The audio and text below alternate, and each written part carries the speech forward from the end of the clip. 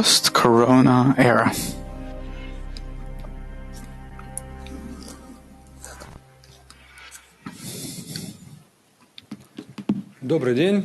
Hello.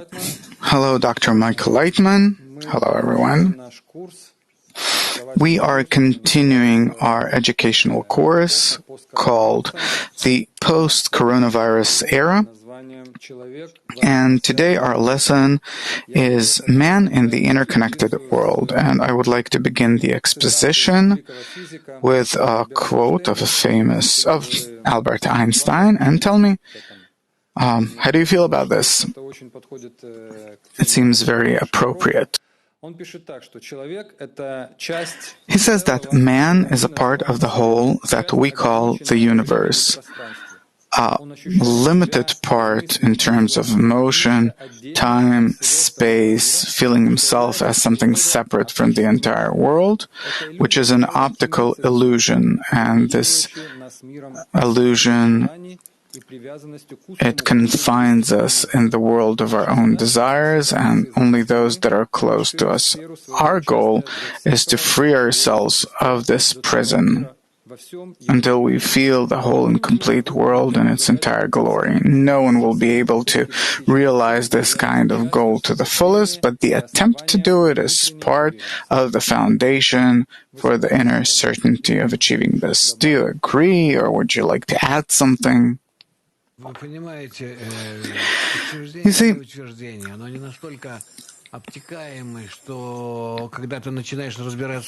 when you start digging into these sayings, you come to the conclusion that you're actually talking about different matters, reasons, and solutions. Turns out that everything's correct and true, and everything is how it's supposed to be. How else? But eventually you come to that everyone goes their own way. I agree. I also ask all the time. We talk about loving others, connection, and we see that things are only becoming worse. Where are we, and where's this connection and love of others? And it was said about this thousands of years ago, and it's pretty, it's nice, and everyone understands and everything. All religions are based on that. Everything's pretty and nice, and even today have researches about a man. He's as if pragmatic. He says that, yes, connection can bring us good, but where are we and where's the connection? And why then? Because our ego does not allow us to make concessions toward each other. So if at a certain point I make a concession, then the next moment I no longer want to make concessions. I run from it. I try to get something from it for myself.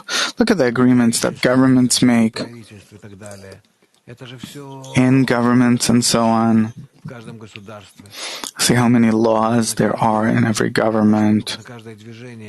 For every action of every person, there has to be a law. And who can make sure that it is realized, and what do we have to do in relation to this? There are people that their work is to invent new laws, write them down, and put them on the shelf. And then, when necessary, they take them out and use them in order to prove one thing or another. This law exists, we have to use it, and this way they want to step on the other. Meaning, to us, all of these movements of our ego are clear, where we want to subjugate everyone else to ourselves and to see and look at how proudful all the parliament members are when they appear on TV trying to step on the other by different methods, parliamentary methods, so-called. But how long can you stand these things? How long can they exist? But there is something besides that. This is how nature created us. On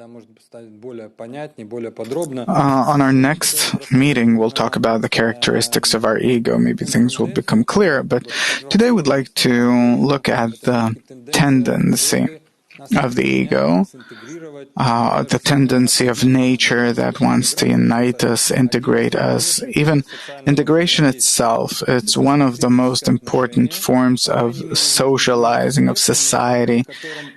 It's the connection between two objects, subjects, that by form of open intellect, of open conversation, would like to reach some kind of mutual goal and so on. We see how nature is pushing us toward integration, and there is a dramatic situation, meaning on the one hand, we have to be interconnected. On the other hand, a tremendous ego, and it's really hard. Several examples. First of all, it's the integrity of people in order to survive. They had to integrate. Then there came the integration of cultures, religions, many kinds of. We see this kind of tendency, inclination, direction in nature. Then a different kind of integration was colonization that started with revealing America, economical integration. The Europeans, or previous European colonies, they controlled 84% of the land.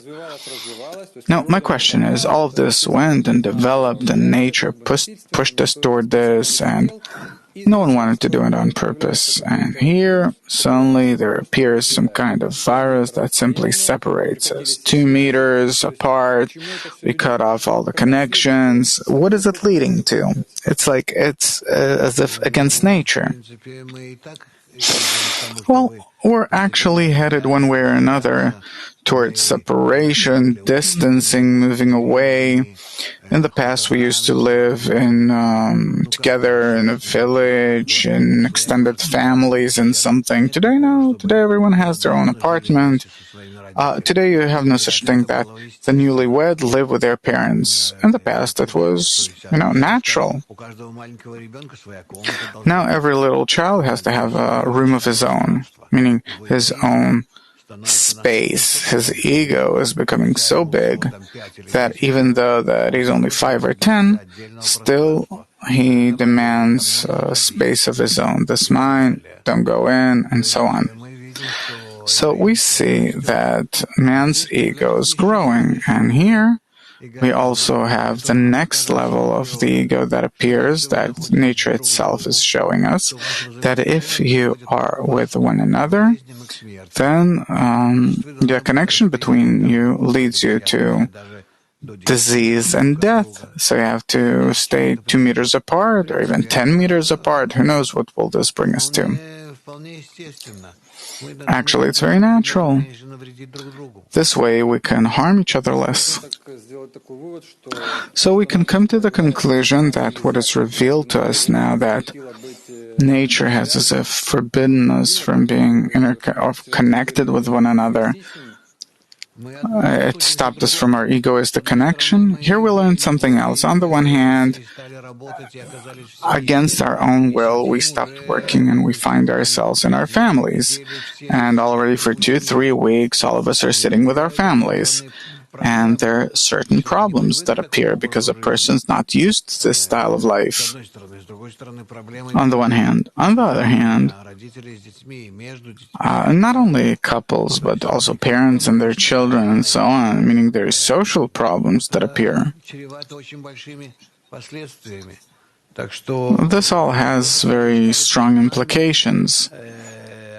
So nature is putting kind of an experiment on us. That's how I see it. I look at nature as a higher reason that's leading us to a certain state, and that knows how we're supposed to function and sees how we actually function, how we understand, acknowledge our situation, how can we come out of this situation, comparing the pleasant with the unpleasant, with different kinds of development, how by this, throughout this, our habits change, social, some kind of problems and their solution. It's a tremendous perestroika that is going on in all countries together on different levels and different cultures, but this is how it is.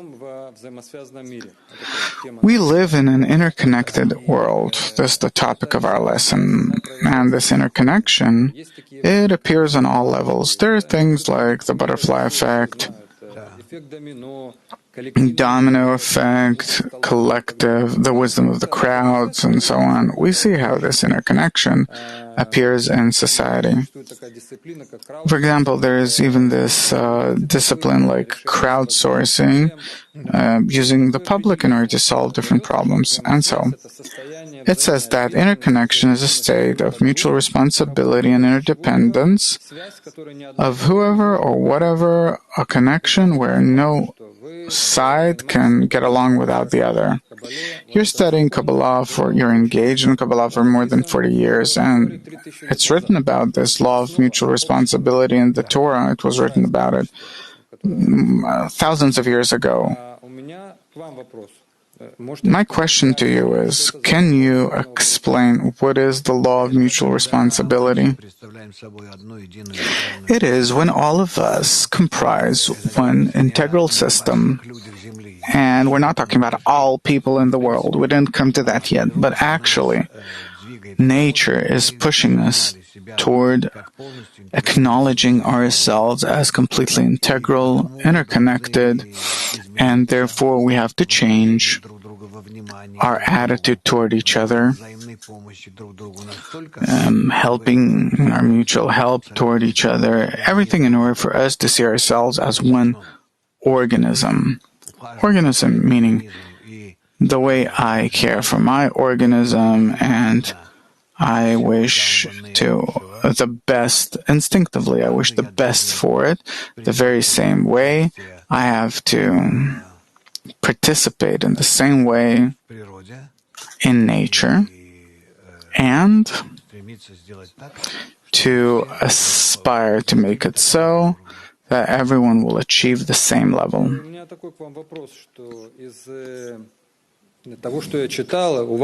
From what I read, your teacher, Balasulam, Yehuda Ashlag, who wrote a lot about this, has an article called Mutual Responsibility.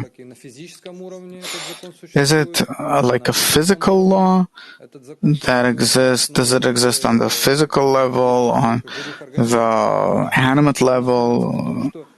Meaning that it's, as he says here, that it is the law of reception and bestowal and the balance between the two.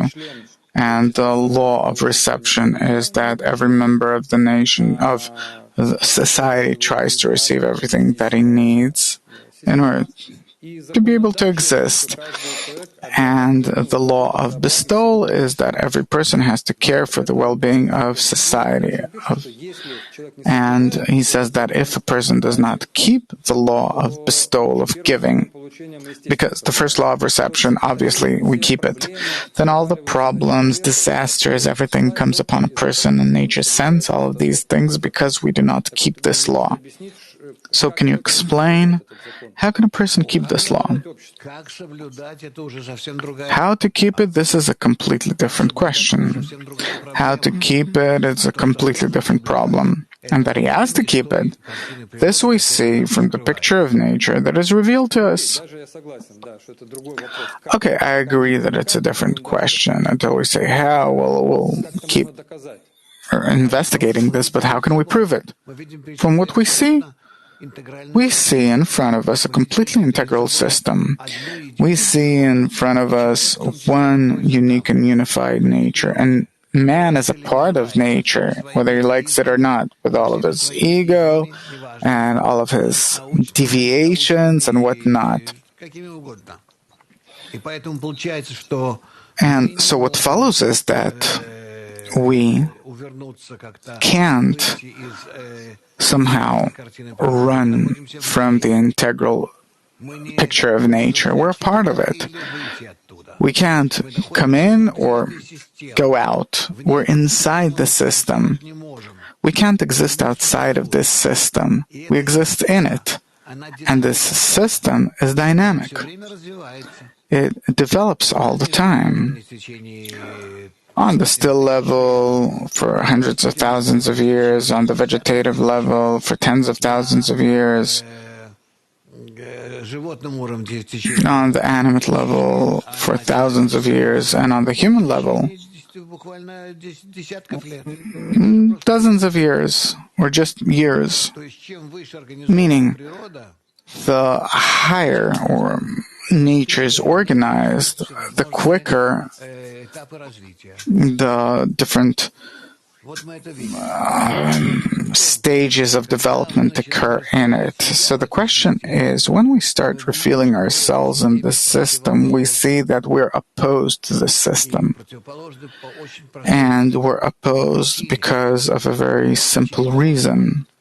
The reason is that we are not instinctively operated by nature, but that nature influences us through the element of freedom. You can agree to how nature is working on you or not, to the measure of your agreement or disagreement. To that extent, you actually determine your fate. And what happens is that we are very miserable people. Nature was given to us. We can exist in it, we can live in it, create whatever we want. And on the next important level, and what to do about all of this, we don't know.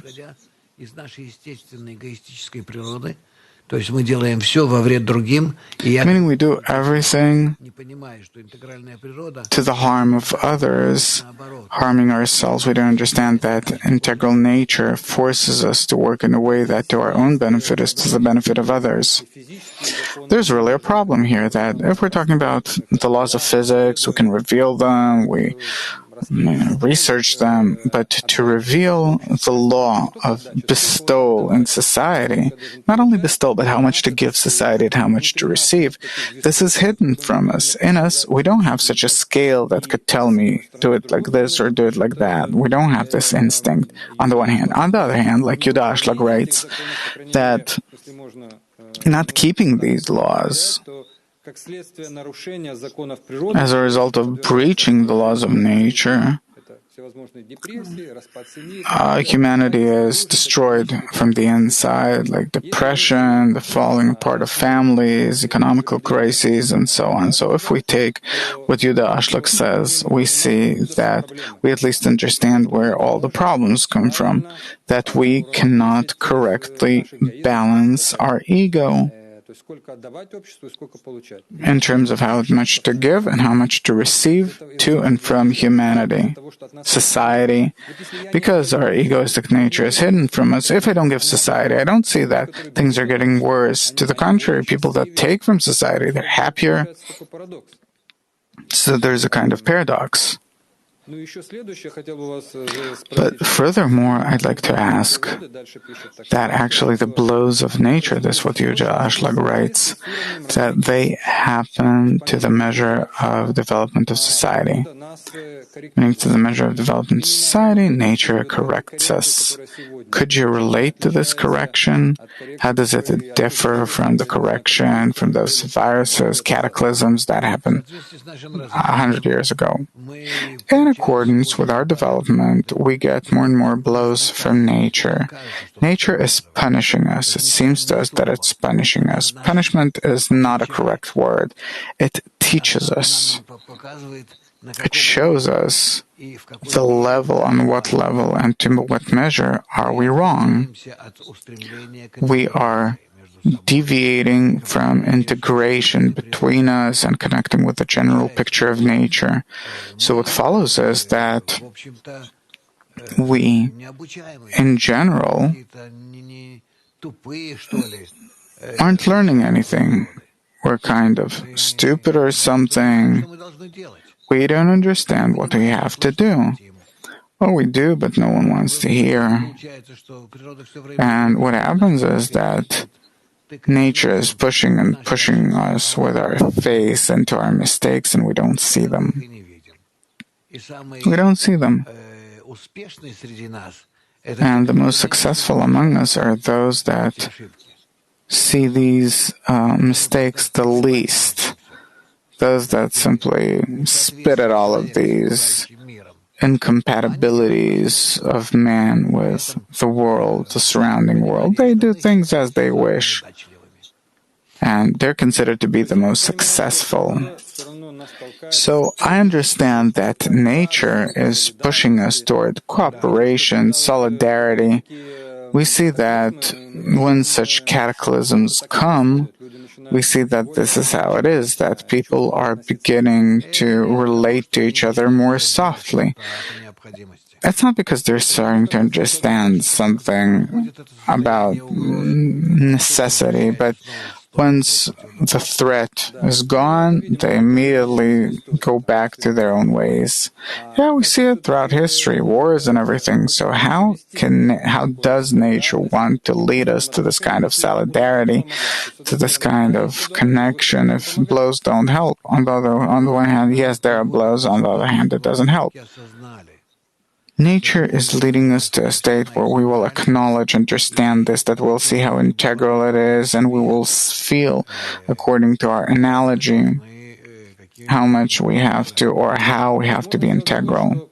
So it's possible to make a conclusion that nature is demanding of us as human beings, as the cradle of civilization, to understand all of this, and for us ourselves to somehow want to emotionally be in connection with one another, unite, and so on.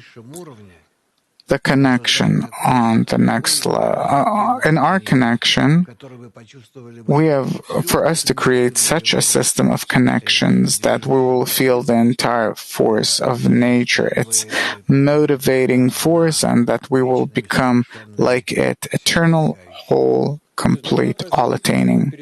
So there has to be some kind of shift in values in society. Of course, in each and every one and in all of us together. So if today, reception, how do you see, what will man be filled with in this future society? Man in society in the future will be filled only thanks to the attainment of the upper, perfect, amazing connection between all the parts, forces of nature, this integral picture of nature. That's called the illumination or radiation of the Shekhinah, godliness, and the attainment of the whole perfect and harmonious connection will be what will delight man in the future. So man will receive pleasure from the process itself of building interconnections, interrelations, connection with other people. Yes, in the connection with other people, man will discover the unique and unified force of nature, and this will fulfill and elevate him. It's something emotional, right? It's not that we have to run around giving something to someone. Obviously, it's an emotional connection. We can call that love, or you can call it love. It's simply the way we imagine it. Love is something completely opposite to that. It's self-egoistic fulfillment. Okay, thank you very much. We'll continue learning, studying the laws of nature, the laws of interconnection between people. The conclusions that we can make is that we can have to independently come to a state where we are engaged in building the correct connections between us consciously, not through blows. Yes, thank you very much. Until next time.